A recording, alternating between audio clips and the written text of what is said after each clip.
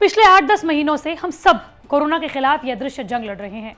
अब जब हम कोरोना को हराने के नजदीक आ गए हैं, तब हम आपस में ही लड़ रहे हैं। जी हाँ, मैं बात कर रही हूँ भारत बायोटेक और सीरम इंस्टीट्यूट ऑफ इंडिया की, जो एक दूसरे पर सोशल मीडिया पर खुलेआम आरोप प्रत्यारोप लगा रहे हैं। एक कंपनी दूसरी कंपनी की वैक्सीन को पानी कह रही है, तो दूसरी कंपनी पहली वैक्सीन के क्लिनिकल ट्रायल पर सवाल उठा रही है। लेकिन ये जंग हमारे लिए क्या मायने रखती है, ये बताने के लिए ये वीडियो आप तक लेकर आए हैं। नमस्कार, मैं हूं आपके साथ श्रेया बहुगुणा और आप देख रहे हैं न्यूज़ तक। दरअसल भारत बायोटेक के सीएमडी हैं कृष्णा एला।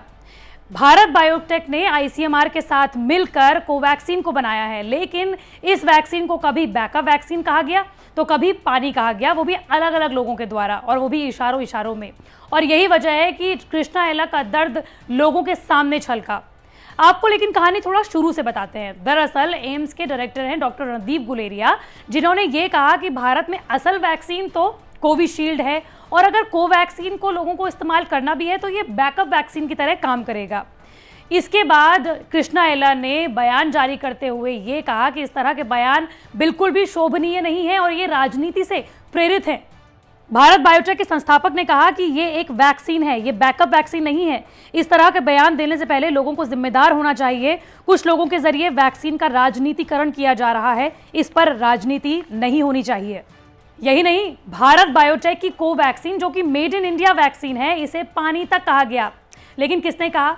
दरअसल सीरम इंस्टीट्यूट ऑफ इंडिया के सीईओ अदार पूनावाला ने, जब उनकी वैक्सीन को आपातकालीन मंजूरी दी गई, उसके बाद अलग अलग चैनल्स को, अलग अलग मीडिया हाउसेस को, अखबारों को, न्यूज़ पोर्टल्स को इंटरव्यू दिया। और इन्हीं इंटरव्यूज़ में से एक इंटरव्यू में जब उनसे ये पूछा गया कि वो कौन कौन सी वैक्सीन्स हैं जो उनको लगता है कि सबसे बेहतर वैक्सीन्स हैं, तो उन्होंने जवाब में ये कहा कि पूरी दुनिया भर में जितनी वैक्सीन्स बन रही हैं उनमें से 3 वैक्सीन्स हैं जो कि विश्वसनीय हैं। वो कौन कौन सी वैक्सीन्स हैं? दरअसल उन्होंने 3 वैक्सीन जिनका नाम लिया, वो थी फाइजर, मॉडर्ना और उनकी वैक्सीन यानी कि कोविशील्ड।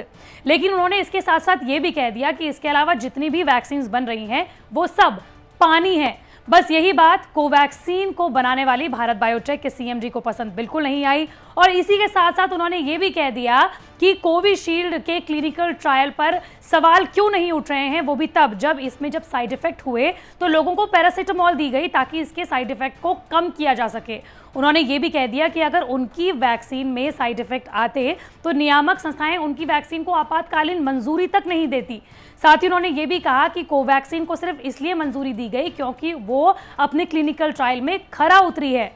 साथ ही अदार पूनावाला का नाम लिए बिना कृष्णा एला ने कहा, हम 200% ईमानदार क्लिनिकल परीक्षण करते हैं और फिर भी हमें बैकलैश मिलता है। अगर मैं गलत हूं तो मुझे बताओ। कुछ कंपनियों ने हमारे टीके को पानी की तरह बताया, मैं इससे इनकार करता हूं। हम वैज्ञानिक हैं, हमारे ट्रायल पर कोई सवाल ना उठाए। साथ ही भारत बायोटेक के सीएमडी कृष्णा एला ने यह भी कहा कि उनके कोवैक्सीन के जितना भी डेटा है वो इंटरनेट पर अवेलेबल है। लोग ये देख सकते हैं कि उनकी वैक्सीन में किस किस तरीके के क्लिनिकल ट्रायल के रिजल्ट रहे हैं। साथ ही कृष्णा एला ने इस बात में भी सफाई दी कि उनकी वैक्सीन का जितना भी क्लिनिकल डेटा का रिजल्ट रहा है वो इंटरनेट पर मौजूद है, लोग वहां पर उसे देख सकते हैं। साथ ही उन्होंने ये भी कहा है कि जल्द ही तीसरे फेज का जो क्लिनिकल ट्रायल किया गया था उसके रिजल्ट भी इंटरनेट पर डाल दिए जाएंगे। लेकिन आपको बता दें कि जब ये कंट्रोवर्सी ज्यादा हो गई, उस बीच सीरम इंस्टीट्यूट ऑफ इंडिया के सीईओ अदार पूनावाला ने ट्वीट करते हुए तमाम लोगों को ये कहा कि जितनी भी बातें सोशल मीडिया पर की जा रही हैं भारत बायोटेक और सीरम इंस्टीट्यूट ऑफ इंडिया की लड़ाई के बीच में, वो सिर्फ एक मिसकम्युनिकेशन है। यानी कि दोनों ही कंपनियां जो हैं वो एक साझा बयान भी जारी कर सकती हैं।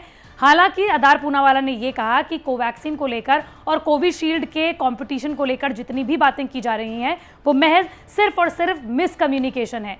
आपको बता दें कि नए साल के तोहफे के रूप में भारत को 2 वैक्सीन की मंजूरी आपातकालीन मिली है, जिसमें ऑक्सफोर्ड एस्ट्राजेनेका की बनाई हुई वैक्सीन, जिसका उत्पादन भारत में सीरम इंस्टीट्यूट ऑफ इंडिया कर रहा है और जिसे कोविशील्ड नाम से जाना जा रहा है, उसे आपातकालीन मंजूरी सबसे पहले मिली थी। और इसके ठीक दूसरे दिन made in India vaccine Covaxin को मंजूरी नियामक संस्थाओं के द्वारा दे दी गई है। इससे अच्छी बात यह हुई कि भारत के लोगों को वैक्सीन की कमी नहीं होने वाली है, क्योंकि इसके बाद 2 और वैक्सीन हैं जो कि जाइडस कैडिला की है और स्पुतनिक वी है जो कि रूस की वैक्सीन है, उन्हें भी जल्द ही मंजूरी मिल सकती है और ऐसे में भारत के लोगों को वैक्सीन की कमी नहीं होने वाली है कोरोना के खिलाफ जंग में। लेकिन गलत बात यह है कि जिस तरीके से कंपनियां आपस में ही लड़ रही हैं, वो लोगों के सामने अच्छा उदाहरण पेश नहीं कर रहे हैं। मंडे टू फ्राइडे में इसी तरह की वीडियो आप तक लाती रहूंगी। अगर आप भी किसी टॉपिक के बारे में जानना चाहते हैं तो कमेंट बॉक्स पर जरूर बताएं।